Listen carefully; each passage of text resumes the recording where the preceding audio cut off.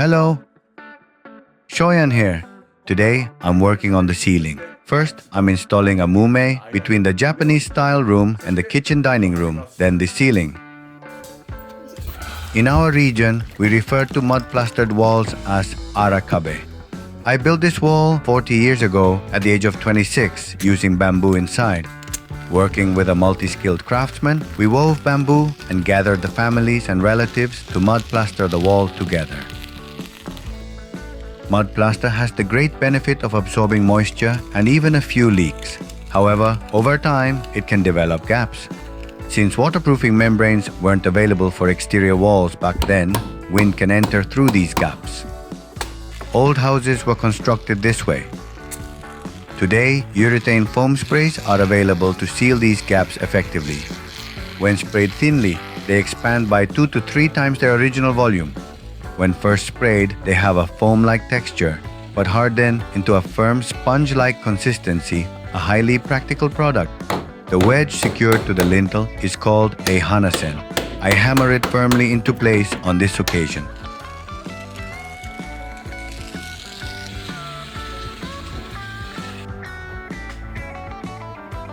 Now I'm focusing on the space between the kitchen dining room and the Japanese-style room.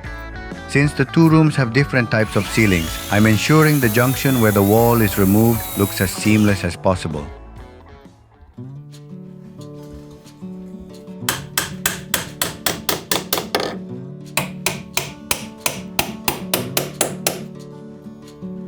The columns are 40 years old and stained, so I'm using dark-colored cedar to match. Even if the cedar's natural color isn't ideal, it blends well with the stained columns. I installed the mumay by attaching it neatly to the Japanese-style room's crown molding. A mumay is similar to a kamoi. The ceiling of the kitchen dining room will be attached to this mumay.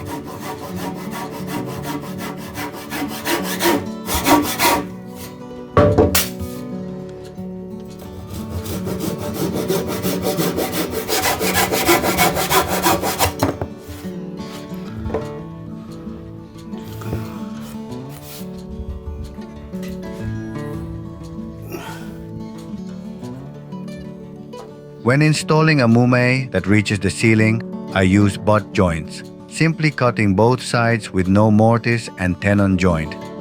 During renovation and remodeling, it's common for wood to be warped. However, whether new or old construction, we need to measure for warp and unevenness. I trace the area's shape and slide it in from the wider side.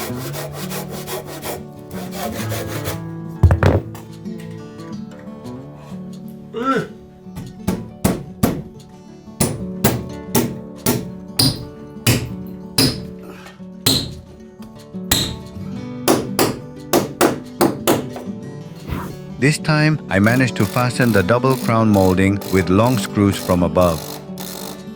Unlike today's buildings, older structures had higher floor heights. The height is measured from the first floor to the top of the girder, not to the ceiling's height. This building's girder utilizes the full height of the 3-meter columns, about 20 centimeters higher than modern buildings. Since the previous ceiling was higher, there was space at the top, making it easier to screw in. If there had been no space at the top, I think it would have been difficult to screw it.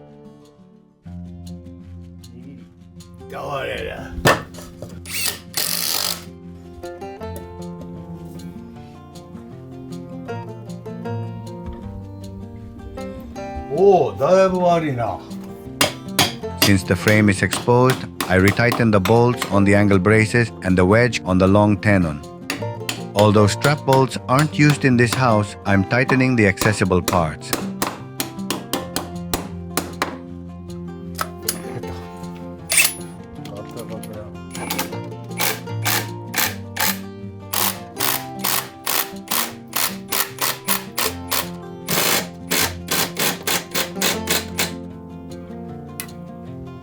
Next, I begin framing the ceiling.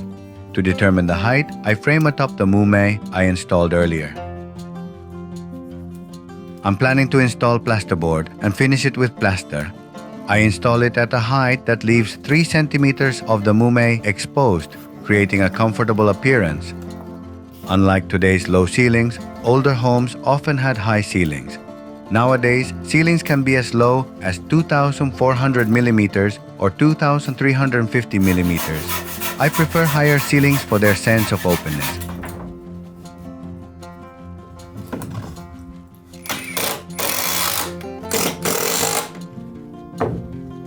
As usual, I use 40 centimeter square timber called nobuchi for the ceiling frame. I install them at 30 centimeter intervals in one direction and then install the ceiling joist receivers at 900 millimeter intervals.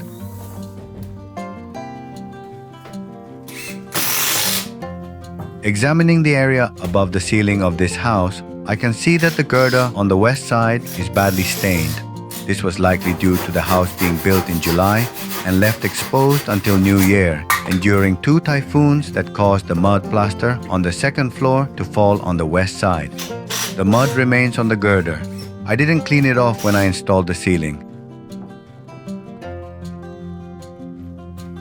Seeing this reminds me of the challenges I faced during that time. I installed most of these elements myself when I was young and didn't have enough time to spare.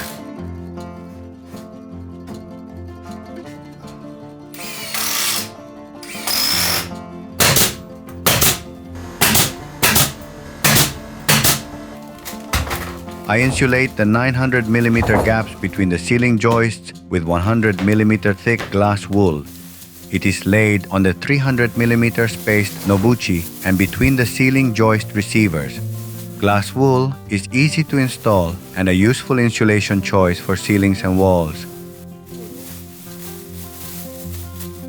I'm installing as much insulation as possible.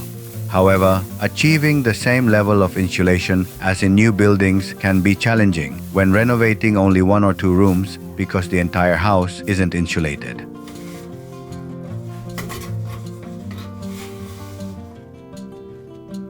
Now that the insulation is in place, I install the ceiling boards.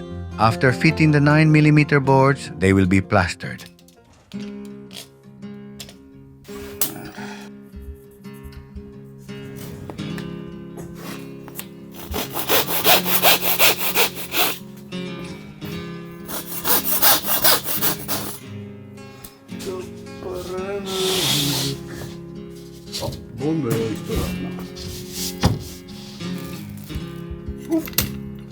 Young builders can hold the board with one hand and secure screws with the other.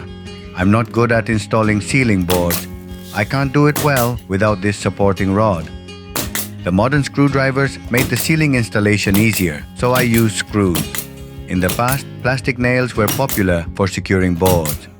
Previously, when ceilings were finished with wallpaper, printed plywood measuring 2,400 millimeters by 600 millimeters was used instead of plasterboard. It allowed for pinning notes and such, especially in children's rooms. However, soon after, plasterboard has become the preferred material.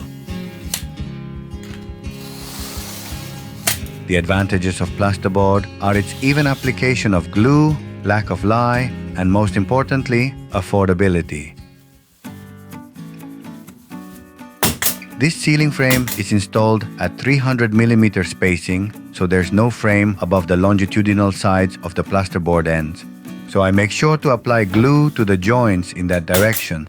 The ceiling becomes like a single large board and prevents issues like cracking.